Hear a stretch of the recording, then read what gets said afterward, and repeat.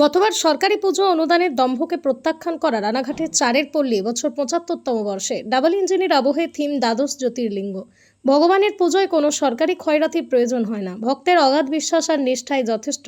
বিগত দিনে এই অমোঘ সত্যকে সামনে রেখে বুক চিতিয়ে দাঁড়িয়েছিল নদিয়ার রানাঘাট পৌরসভার ৭ নম্বর ওয়ার্ডের ঐতিহ্যবাহী চারের পল্লী।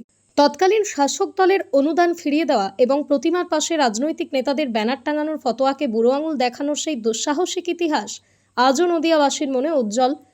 সেই লড়াইয়ের কাণ্ডারি ছিলেন এলাকার ভূমিপুত্র তথা রানাঘাট উত্তর পশ্চিম বিধানসভার বিধায়ক পার্থসারথী চট্টোপাধ্যায়। আজ সময় বদলেছে, রাজ্যে এসেছে রাজনৈতিক পট পরিবর্তন, আর এই ডাবল ইঞ্জিনের আবহে ঘরের ছেলে বিধায়কের পুনরায় জয়ের জোড়া খুশিতে এবার গৌরবময় ৭৫তম বর্ষে পদার্পণ করছে চারের পল্লী দুর্গাপুজো। সম্প্রতি এক জনাকীর্ণ সাংবাদিক সম্মেলনের মাধ্যমে ঐতিহ্যবাহী পুজো কমিটির সভাপতি খোদ বিধায়ক পার্থসারথী চট্টোপাধ্যায় এবারের বাজেট থিম ও পুজো পরিকল্পনার বিস্তারিত রূপরেখা প্রকাশ করেছেন। এবারের মূল ভাবনা দ্বাদশ জ্যোতির্লিঙ্গ প্রাচীন স্থাপত্যের মেলবন্ধন।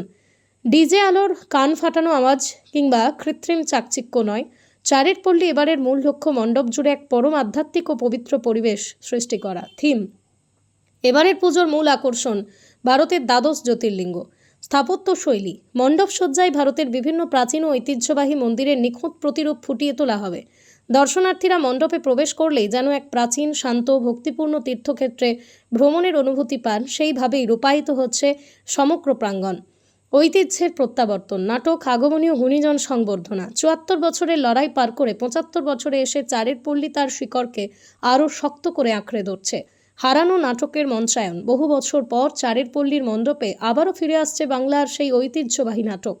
মহিলাদের আগমনী গান, যান্ত্রিক মিউজিককে দূরে সরিয়ে পাড়ার মায়েরাই সমবেত কণ্ঠে গেয়ে উঠবেন মা দুর্গার আবাহনী গান।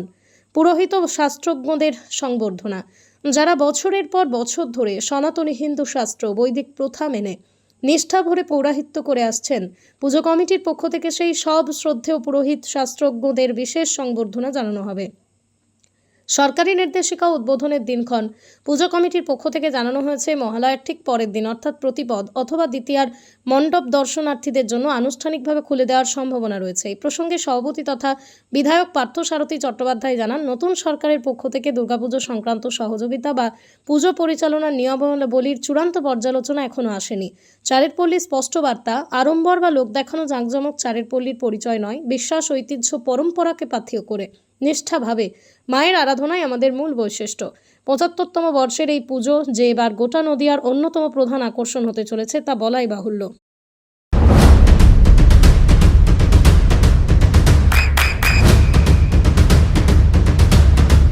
বৃষ্টিতে স্বস্তি, বৃষ্টি অ্যাকোয়া বিশুদ্ধ পানীয় জল। ইতিমধ্যে আপনারা অবগত হয়েছেন, বিস্তারিতভাবে সম্রাট আপনাদের কাছে পরিবেশন করেছেন এবং চারের পল্লীর যে পরম্পরা, সেই পরম্পরাটাকে তুলে ধরবার চেষ্টা করেছি। আমরা মনে করি আমরা যারা চারের পল্লীর সদস্য, এটা আমাদের কাছে অত্যন্ত গর্বের আবেগে দুর্গাপুজোতে আড়ম্বরের থেকে যেটা বলছে নিষ্ঠার সাথে পুজো করা, সেই কাজটা কিন্তু আমরা দীর্ঘদিন ধরে করে আসছি। শুধু আমরা নয়, যারা শুরু করেছে তাদের থেকে শুরু করে এখন পর্যন্ত সেই পরম্পরাই চলছে। সেই পরম্পরাকে ধরে রাখবার ক্ষেত্রে আপনাদের কিছুটা সহযোগিতা অবশ্যই দরকার হবে। আর পরম্পরা নিয়ে আমরা এগিয়ে যাব এবং সবার যে কথাটা বলেছে যে ৭৫ থেকে খুব তাড়াতাড়ি আমরা ১০০-তে পৌঁছবো এবং সেটা নিশ্চিতভাবে পল্লীবাসীর সহযোগিতা, পল্লীবাসীর আশীর্বাদ, পল্লীবাসীর সহায়তার মধ্যে দিয়ে এবং আপনাদের সহায়তার মধ্যে দিয়ে আমরা সেই জায়গায় পৌঁছে যাব। এবারে যে ঠিক নিশ্চিতভাবে একটা আলাদা মাত্রা নেবে, যেটা ৫০ বছরে আমরা নবদুর্গা করেছিলাম, সেই নবদুর্গার যারা সাক্ষী ছিলেন সাংবাদিক বন্ধুরা, তারা নিশ্চিতভাবে জানেন কি অসংখ্য মানুষ, কি অসংখ্য ভক্তবৃন্দ আমাদের এখানে সমাবেত হয়েছিল। এবারে সেই দ্বাদশ জ্যোতির্লিঙ্গ দর্শন করবার জন্য আমি অন্তত নিশ্চিত, বা চারের পল্লীর যারা আমরা সদস্যরা আছে আমরা নিশ্চিত যে এখানে বহু মানুষ, বহু ভক্তবৃন্দের সমাগম হবে। আমি আপনাদের মাধ্যমে একটা আবেদন রাখতে চাইছি যে এটাকে অন্তত আপনারা একটা করুন, যাতে অত্যন্ত সুস্থভাবে আমরা শেষ করতে পারি। যেটা 50 বছরে আমরা শেষ করেছিলাম, 75 বছরেও যাতে অত্যন্ত সুস্থ সফল আমরা হয়ে উঠতে পারি, সেই দিকে একটু আপনাদের সহযোগিতা দরকার হবে। এই কথাগুলোই আছে। এছাড়া আপনারা কিছু বললে তার উত্তর আপনাদের কিছু জানার থাকলে যারা বলতে পারেন, তার মাধ্যমে আপনাদের মাধ্যমে কারণ সরকারি এখন সিদ্ধান্ত নিতে পারিনি যে কারা এই ক্রাইটেরিয়ার মধ্যে পড়বে। আমরা ক্রাইটেরিয়ার মধ্যে যদি পড়ি তখন আমরা সিদ্ধান্ত নেব। প্রতি বছরে তো সাধারণ মানুষের অনেক ভিড় হয়। যত পরিমাণে ভলেন্টিয়ার্স আছে, একদম ছোট বয়স থেকে শুরু করে বড় পর্যন্ত এক। দ্বিতীয় কথা, প্রশাসনের সঙ্গে আমাদের ইতিমধ্যে কথাবার্তা চলছে। প্রশাসনের সহযোগিতা অবশ্যই থাকবে, সাধারণ প্রশাসন এবং পুলিশ প্রশাসন, এবং পাশাপাশি পুরসভার যারা আছে তাদের কাছেও আমরা সহযোগিতা পাবো। দাদা, এই উপলক্ষে সুভেনিয়ার বা ম্যাগাজিন কিছু ছাপানো হবে কি? অবশ্যই অবশ্যই। সেটা কবে প্রকাশ হতে হবে? সেটা লক্ষ্মী পুজোর সময় হতে, লক্ষ্মী পুজোর ও বিজয় সম্মেলনী, যে লক্ষ্মী পুজো মানে লক্ষ্মী পুজোর পরে যে বিজয় সম্মেলনী আমরা করি, যেটা পরম্পরার কথা সম্রাটও বলেছে যে নাটক, এই নাটকটার এতটাই চল ছিল একটা সময়, ষষ্ঠী থেকে শুরু হতো। ষষ্ঠী, সপ্তমী, অষ্টমী, নবমী, দশমী বাদ দিয়ে আবার একাদশী, দ্বাদশী চলতো। এবং বহু মানে নাট্যপ্রেমী মানুষ তারা একদিকে এখানে এসে নাটক করতে আসতো এবং নাটক দেখতেও আসতো।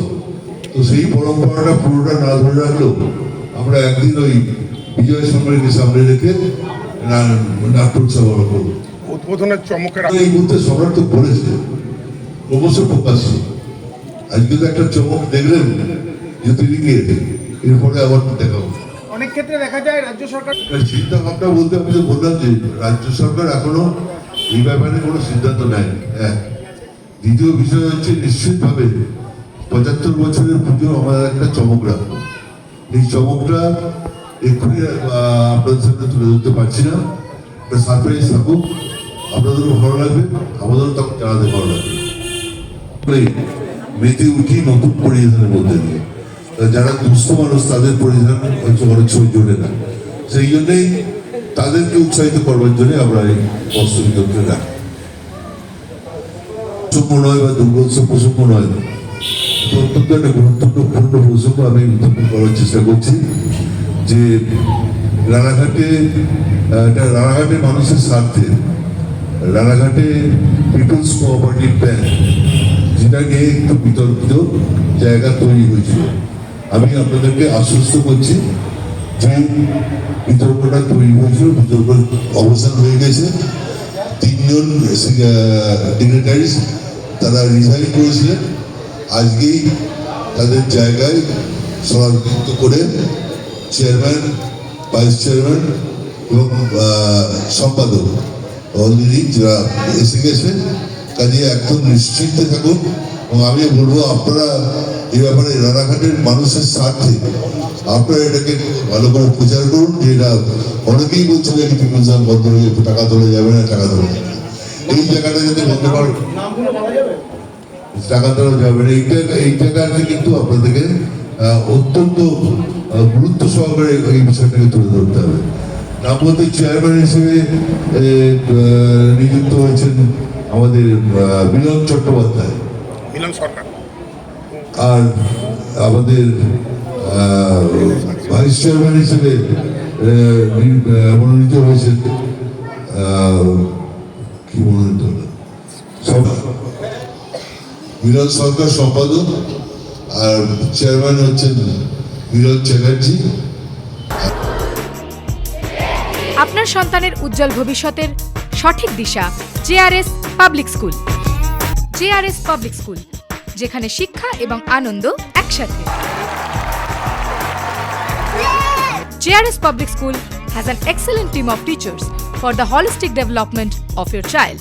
আপনার সন্তানের উজ্জ্বল ভবিষ্যতের একমাত্র ঠিকানা JRS Public School। আপনি কোথায় ইনভেস্ট করবেন, কেন করবেন বুঝতে পারছেন না তো? সঠিক গাইডলাইন পেতে আজই আসুন নদিয়ার চাকদাতে নিবেদিতা প্রাইভেট লিমিটেডে। Nibedita private limited, marketing and distribution service. Balcony বা সিঁড়ির রেলিং, মডিউলার কিচেন বা ড্রয়িং রুম, এক কথায় আপনার স্বপ্নের বাড়িকে করে তুলুন আরো সুন্দর।